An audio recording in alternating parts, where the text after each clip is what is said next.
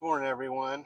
I have not appeared on my channel on Face in a long time, and you may still not see me looking directly into the camera as I am attempting to do these videos as I drive in. So I'm going to be looking ahead, paying attention to the road. But what I wanted to share is that it's been too long since I've really talked directly to you, and I want to try to share something other than I do in the faceless videos. Help y'all get to know me a little bit better, those of you that don't know me, and share some food for thought in the mornings as I drive in. So this is the first one. It's going to be kind of sloppy and ugly, and I'll work my way through it. But this is where we're at now. For a long time, I didn't do the videos like this because I was told that everything had to be look good behind me, good background, everything had to be perfectly in place.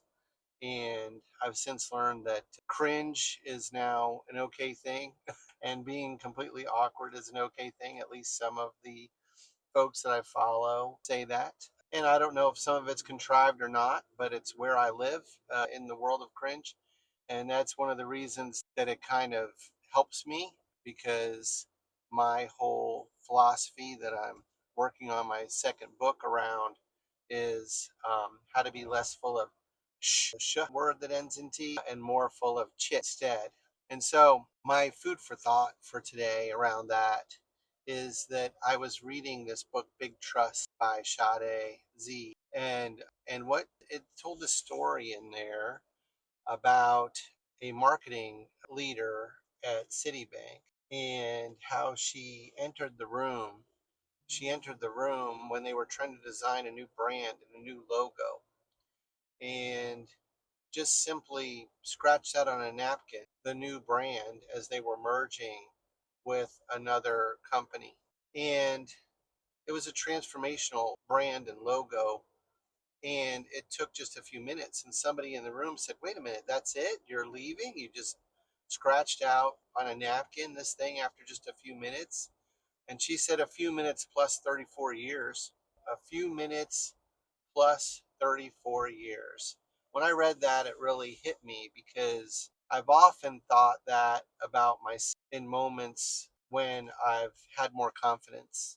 In other moments when I've had less confidence, I tend to really downplay my abilities and things like that, because I am another one of those people that gets things done in less time than some other people that I work with.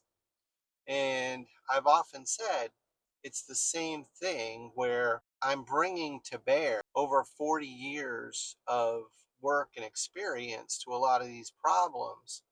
And so when I put something together that I feel is this quick and dirty thing, I'll tend to downplay it. I'll tend to downplay how helpful it is. And I'll want to kind of knock that and not be in my confidence around that.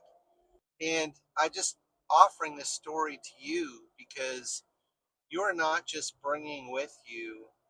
I hear this from mentees all the time. "Oh, I'm not experienced enough for that." Oh, I just talked to two recruiters yesterday, as a matter of fact, and they were telling me that so often people will disqualify themselves. They will disqualify themselves because of the way they answer the pre qualification questions. And I really have found this with person after person that I talk to, and they will be so literal in the way they translate requirements that are asked of them that they will completely either not apply, not interview, not take the job because they feel they're unqualified. And what I'm here to tell you, and what Sade was telling me in that book, it's called Big Trust, by the way, is that you need to remember that you are your entire person, and that you bring that entire person, including what she and her husband call essence qualities, to every problem, every challenge that you face, whether that's inside of work, outside of work, your personal life, in your faith community, wherever that is. You are bringing your entire person to bear on whatever that is. And the more that you take a look at yourself, get curious. The C in chit is curious. Get curious about yourself. Look at your own abilities in a new and different way. Instead of dwelling on the things that you don't have, that you don't bring, that are the more surface and literal things that would come to bear on the problem, or another way another person might seem qualified over you. Look at those essence qualities that Sade and her husband talk about. Look at the things beneath the surface that you bring to a problem. Maybe you're very creative. Maybe you have some unique experiences. Maybe you've just lived a hard life. Maybe you have the heart of a servant. If you do, you're one of the people I call a Cameron, that I want to serve, that I want to be part of this tribe.